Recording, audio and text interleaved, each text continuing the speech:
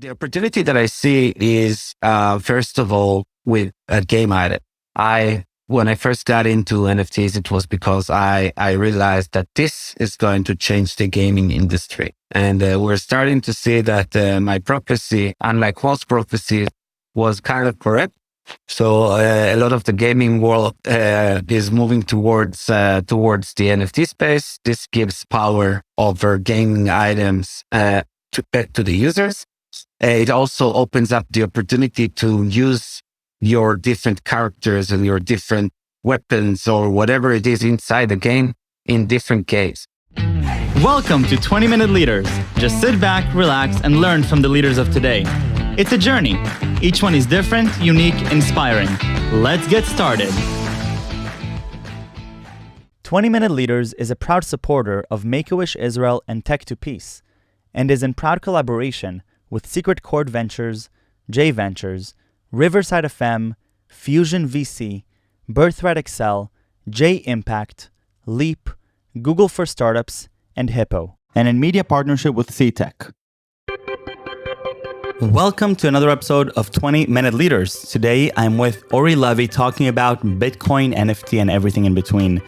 Bitcoiner and cryptocurrency enthusiast since 2012. He's a digital marketer with over 15 years of experience in PR, SEO, and content marketing, designing and building projects from ideation to completion, and he has been advising top blockchain projects for the better half of a decade.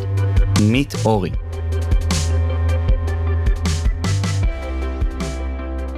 Really excited to spend these 20 minutes with you talking about your own journey, talking about NFTs and Bitcoin and this whole decentralized world that we're in.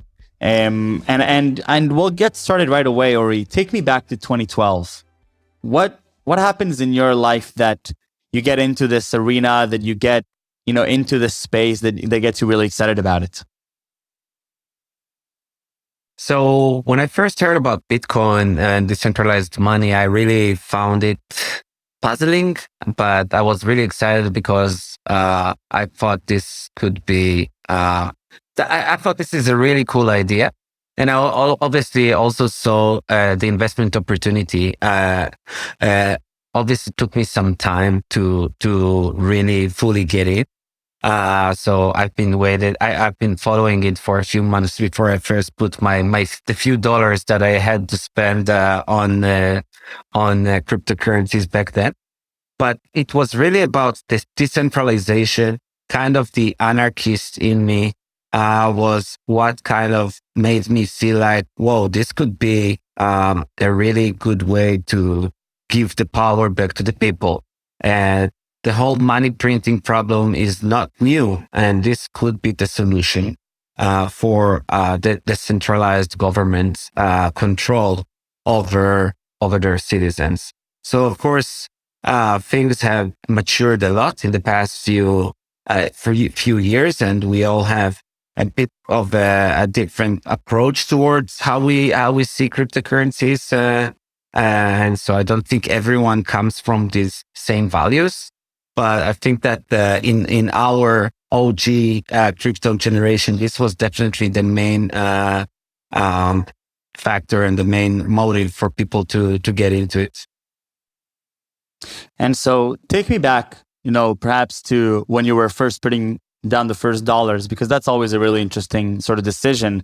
That it's one hand, you're saying, yeah, it's a really cool technology, power to the people, new consumer behavior, awesome. But now you're actually risking your own capital into an economy that is not yet clear or stable. So what made that move possible for you personally? So I guess the fact it's about two things. One was the fact that I really dig heavily into it before I invested, and kind of really liked the technology behind it. So I'm not a developer, but I do understand the technology pretty well. And then in terms of the risk that I took wasn't so big. So that helped me with that decision. Of course, the deal was made in cash in some alley in Jerusalem, so it wasn't as safe as it is today in most places, but it was a cool experience. definitely. Interesting. All right, tell me a little bit about sort of your strategic mindset over NFTs, and then just to make sure that we're all on the same page, maybe give me a 1-2 minute overview of how you see NFTs, and then specifically what you decided is the interesting opportunity in the last 2 years in the NFT space. Cool.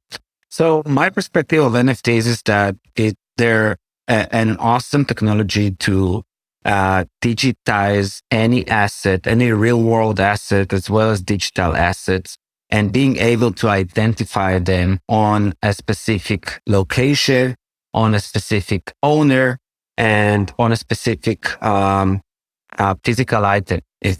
So this is, I always like to, when I explain NFTs, I don't know if that's needed here, but I'll just give my 1 minute or less explanation. It's like a postal item, a serial number, where when your postal code is moving, when your postal is moving between the packages, moving between the different stations, it's being scanned, and so it's that one package that has this serial number. So this is what NFTs are.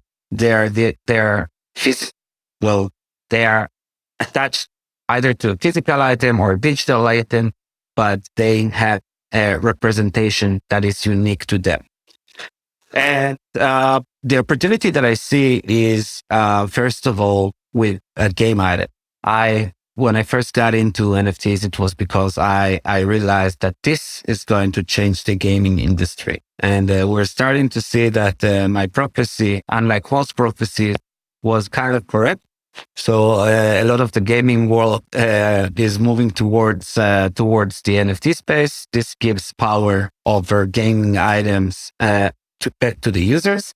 It also opens up the opportunity to use your different characters and your different weapons or whatever it is inside the game in different games. So we're starting to see more interoperability between these items, and more metaverses support different connections. And this opens up a really exciting world that we're going to see in the next few years. And share with me a little bit about how marketplaces for NFTs work. So later we'll dive deeper into NFTrade, but how do marketplaces for NFTs, how are they structured, and what are sort of the different forces that are acting on them? Right. So there are primarily two types of NFT marketplaces.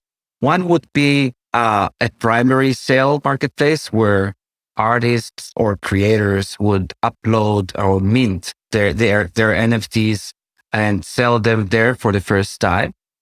And then there are secondary sales marketplaces where most of the creators already have these NFTs. Or if you bought an NFT on some other website, you'd go to one of these secondary marketplaces to make the sale. So I would compare that between Shopify and eBay, a Shopify store, of course, and eBay. So eBay is obviously for the secondary trading, where after you bought an item, you want to sell it, you go to that secondary marketplace and you try to look for a buyer, etc. And now, what we have came up with at NFTrade, which seemed pretty much like obvious to me and did not exist at the time, is the ability to allow people to swap NFTs and not just buy and sell them. So when we were kids and we would collect these football cards, we'd be trading them a lot more than we'd be buying and selling them, actually. So you'd buy a pack of cards and you get one that you already have, and you would trade it with someone and some other kids that had a different one that you have. So swapping for me seems like a very obvious use case, which I'm sure will be a lot more in use in the next few years as well. Well, I mean, unlike in the football cards that I remember very vividly, also the trades that were happening in the recess between classes, here in NFTs, there is some stationary monetary value, or at least there is some monetary value that we could give to any NFT because of platforms, I guess, like OpenSea and such, where there is some amount of money that I could get for my NFT. Whereas in the football cards, there wasn't really. I couldn't resell the cards to the store, and I couldn't really sell it anywhere. The only thing I could do was trade. So how do you predict trading will live side by side with the ability to cash out and then because to trade you effectively need to find another NFT that is presumably equal value at the time of trade, right? Yes, that's correct. I guess that this is always a challenge when trading takes place. However, there are also lots of NFT collections that some wouldn't want to pay a penny for. However, they would happily trade them for other kind of useless or worthless NFTs, other worthless NFTs, and that opens up more liquidity than what we had with buying and selling. A lot of NFT projects, it's sad to say, but some of them won't even trade for cents now. And I'm talking about ones that used to be really high valued. So they're very trendy. NFTs are very trendy, as we know. The current use cases for them specifically, which is without real world value, and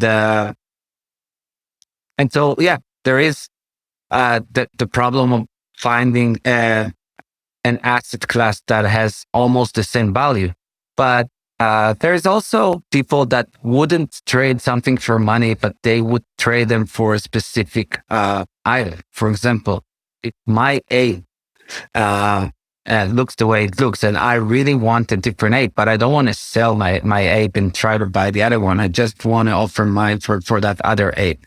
So that's a very good use case for trading, for example, swapping. So obviously, like with any marketplace, you need mass, you need scale of people to be a part of it in order for it to succeed and for there to be supply and demand. How do you strategically run NFTrade to create that sort of balanced marketplace where people can actually trade with other things they want to trade with? Yeah. And NFTrade is not just trading items for items, they're also trading for monetary value. Obviously, most of our sales are still not swaps, but actual buying and selling of NFTs. However, we have the swapping option. And the way we battled that, and we'll get a little bit more technical, it's not really technical, but we basically came up with some sort of a white label solution. So it's called Nifty Protocol. And we basically allow anyone, any brand, any exchange that wants to get into NFTs to open their own NFT marketplace using our infrastructure. That way, we combine, we basically open a network of marketplaces that they're all interconnected. So you get liquidity from multiple sources that are all combined into one order book. Because as you mentioned, liquidity is the most vital part of for NFTs because they're non-fungible, right? So you need to have the sellers of the specific NFT and not just any, right? So Bitcoin is Bitcoin every exchange, but if you don't have multiple people selling NFTs that are specifically from important or collections that are doing well, you're not going to have liquidity, and that's bad. I think one of the most interesting things, at least for me, that are interesting here is understanding how sort of the consumer psychology and how the consumer behavior is shifting, throughout the years. What have you learned through your work on NFTrade? What have you learned about the ways in which people interact with NFTs, what they care about, what they perhaps don't care about? What's been interesting for you there? So it feels like we've seen the cycle really explode. The bubble really burst on the NFT market. I think we're down at 90% down by volume. I think people have realized that the project creators have realized that they have to come up with more than some fancy designs for a 10,000 collection of whatever animal they found. And yeah, and then the consumers have definitely shifted from either really just going into every NFT collection that comes out in the hopes that it's going to make money, into actually looking and waiting for them to see how they do, and then perhaps get in. We've seen so many people leave the space because they got burned. So I think that this has caused a little bit of a downtrend and lack of belief in this whole space, and people are already considering or claiming NFTs are dead, which is obviously bull crap. We all know that this is if good technology is, if the technology is good, it's gonna definitely remain. Just for a quick use case for NFTs for everyone here. So I don't know if you bought a ticket that was fraudulent, but with NFTs, you cannot buy a ticket for a show, for example, that is not real. There are easy ways to check that you're buying the real ticket, for example. And this is something that you cannot do with anything else but NFTs. So just a very simple use case that we all go to shows and concerts, and this is definitely going to be NFTs in the next 2 years. So interesting. Tell me, from your own journey, Ori, what is it about really what you're doing here that fascinates you so much? It sounds like you have such a deep conviction about sort of with the future of this and the potential and the different use cases that are going to come out.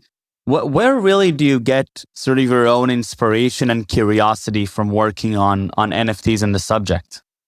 So I guess what triggered, but my interest is it's crypto and it's art, and those are the things I love the most. Crypto community is awesome. It's full of really smart people that have really made me kind of feel belong to something, to a group of, it's a very big group now, but a group of enthusiasts that really have a very similar mindset in terms of their monetary or financial stance. And combine that with artists now, which are even more fun than crypto people because they're creatives, and art is fun. And finally, there is a way to help artists, especially digital artists that are super talented, are finally able to make some dollar. So I think that's something that I'm really excited about. That will change the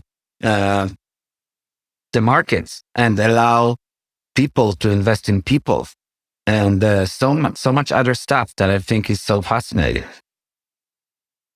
Is there sort of like ongoing work that you need to do to continue tapping into the NFT market and understand consumer behavior? Or is it sort of because you have to both manage the day-to-day company as well as continuously monitor the consumer behavior? How do you balance the two yourself? So I guess I have help from the rest of the team. So I balance by really researching and working at the same time. Yeah, as you mentioned, I always have to stay up to date, and it's not easy. It's from the minute I wake up till the minute I go to sleep. It's crypto Twitter, and it's all day long of finding out what's going on, and there's so much. Right. I guess when you're researching a shifting consumer behavior, it's not just you can read articles about what's happening. You have to literally experience it yourself to come up with your own thesis, right? Of course, and really just keep up with these trends, and really understand where everything's going, what's the latest hype about, and what's going to be hyped in 3 months or 6 months from now. And finding out these in advance is what gives us an advantage at the marketplace as well. So a few years down the line, if we're looking at NFTrade, well, what is your vision? long term for NFTrade? I really want to make sure that everyone is working together. And this is why Nifty Protocol was created, allowing, so if you open a marketplace with Nifty Protocol, you get to keep the majority of the fees that you generate.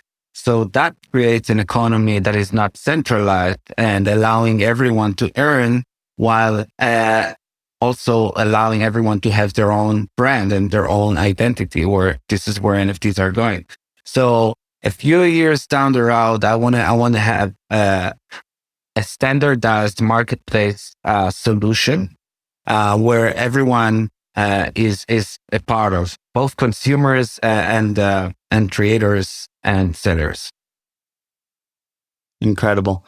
Ori, I really want to thank you for the time and for the energy. I look forward to continuously follow NFTrade and try it out myself. I like the distinction between sort of trading and purchasing and understanding, the different use cases of where we're heading, and personally your own conviction around NFTs and around what they represent in a new economy and in a new consumer behavior. So thank you very much for spending this time with me. Thank you so much.